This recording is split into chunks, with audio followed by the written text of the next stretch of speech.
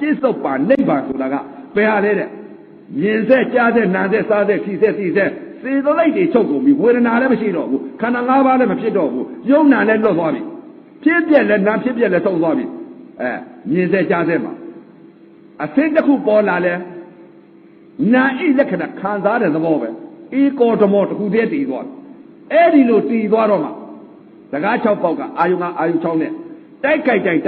အစိတ်တစ်ခုပေါ်လာလဲမိမပဲယောက်ျားပဲမဖြစ်တော့ဘူးစေတသိက်တွေချုပ်ကုန်ပြီစိတ်ဓာတ်သင်္ခါရမရှိတော့ဘူးအသင်တစ်ခုပေါ်လာလဲနာဤလက္ခဏာခံစားတဲ့သဘောအသာနဲ့နာနဲ့ထိမှန်လိုက်တဲ့အချိန်ခါလဲအသာဤရုပ်ပေါ်မှာနာဤလက္ခဏာခံစားတဲ့သဘောနှာခေါင်းနဲ့အနာနဲ့ထိမှန်လိုက်တဲ့အချိန်ခါအနဤရုပ်ပေါ်မှာနာဤလက္ခဏာခံစားတဲ့သဘောလျာနဲ့ရသာနဲ့စားလိုက်တဲ့အချိန်ခါ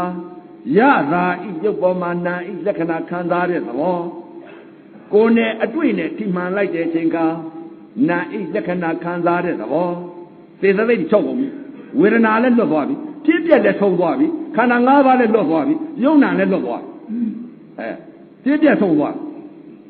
တကား6ပေါက်အာယုံ6နဲ့တိုက်ခိုက်တိုင်း